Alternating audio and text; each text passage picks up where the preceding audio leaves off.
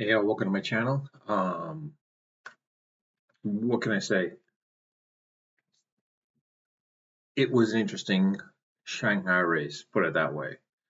Um, Piastri, of course, finishing out with Lando as well, not far behind. It was impressive in that aspect. Um, so it looks like the way things are going to work out now, it seems like McLaren's the going to be the clear. I don't want to say the clear yet, as of yet, but it seems like they're going to be the clear cut winner for the Constructors' Cup, like they did last year, practically. I mean, I thought maybe Red Bull, but it seems like Lawson is not living up to expectations. Um, it's I forgot who said it, but it's almost similar to or reminiscent of like the way it was with Alex Albon and Gasly when they promoted him to run Red Bull. He just couldn't handle the car. They couldn't handle the car. It seems like Lawson, I'm maybe given some time, maybe he might get used to it, or two, they may demote him back to they demote him down to the sister car basically, and let Tsunoda probably get promoted. See how Suki does, but it'll be interesting to see from that aspect. But in any case, quite honestly, I was a little surprised with Ferrari. I mean, they did finish fifth and sixth, but more so to the point where then they became disqualified for technical reasons, unfortunately. And I want to say that Mercedes with Russell, it seems like he might be the clear cut, uh, not clear cut. I'm saying clear cut a lot, but he might be the closest competition to Norris and or Piastri, basically, depending on how the rest of the season goes. But at the rate things are going, it's going to be. It seems like it's going to be between three drivers: Piastri, Norris, and geez, I forgot his name. Piastri, Norris, and I can't for the life of me remember his name now. I just said it 10, 20 seconds ago, and I can't remember it. Maybe it's because it's late for me, but in any case, the one thing that I was a little surprised about was with how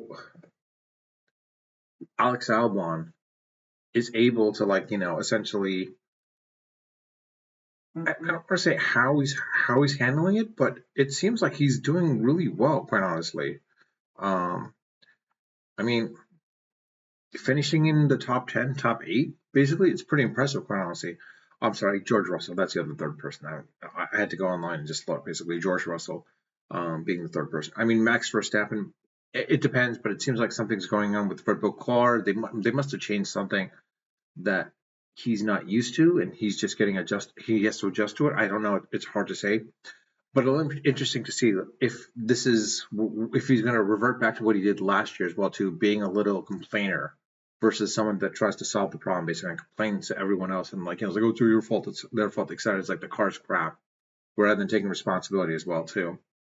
Um, Esteban Ocon, it's it's a little surprising on that aspect as well too. Quite honestly, how he finished off as well too. But I mean, that's more of a case where I think it's because of the fact that we got basically Hamilton, Leclerc, and Gasly basically disqualified at that point.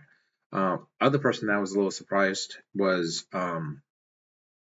seeing how essentially Alonso didn't finish the race again. At the rate the way things are going right now, I hate to say this, but I don't think Aston Martin and Alonso are going to be together by the end of this year. I think Alonso is probably just going to bail out at this point. And if he bails out,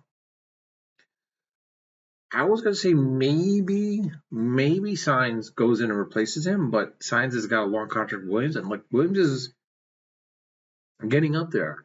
Their car's getting much better now apparently, because I mean the way Alex Albon has been driving the car, I mean Sainz, if he should be able to match Albon very soon, to be quite honest. Um, but in any case, yeah.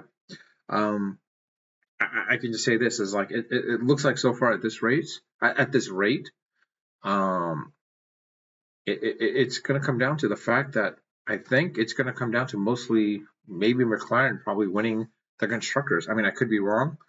Um, I don't know. It'll be interesting to see how that works out. But I mean, McLaren's got a really heavy lead against Mercedes. So if Mercedes is able to stay in the thick of things, specifically with Russell, um, they might be there in the thick of things. Ferrari, only time will tell. I think it's up to the next 3 races, where both Hamilton and Leclerc finish. If they can finish, they might be able to come back. I mean, let's be honest. Ferrari last year, basically, like they were out of the thick of things, and then all of a sudden they became contenders at that point very quickly. Haas, it's a little surprising that they're in 6th place, honestly, right now at this point. I mean, like they're so far high up there that it's a little surprising. Like they're almost at the middle of the pack, and similar to Williams as well, too. Quite honestly, I mean, Williams was not never thought to be at this far to be at this stage as well, too. Honestly, let's be honest. We always thought it was going to be Ferrari, Red Bull, and McLaren. Mercedes probably being the 4th again at that point as well, too, and then probably maybe Aston Martin more than anyone else, quite honestly. And but Alpine not getting anything. It's a sad state, but we'll see what happens there.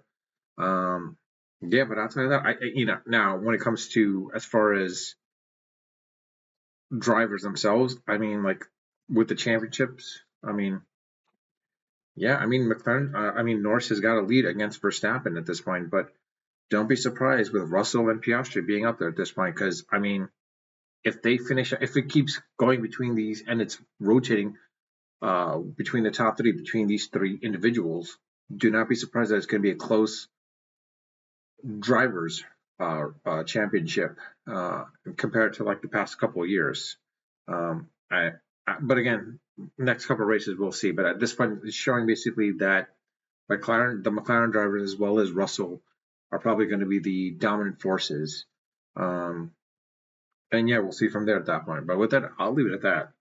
If you like my video, please hit the like button. And of course, you're welcome to leave a comment in the comment section. Let me know your thoughts. I mean, so far, what do you think about this 2025 race so far?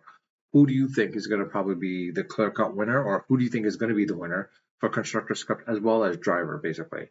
I could be wrong. I know it's best to wait a couple more races, and you probably might have something. But of course, then the mid-season comes along, and it depends on that at that point as well too. But I think we're kind of garnering what's going on right now, so or gauge what we see can happen right now. So we're interested to see from there.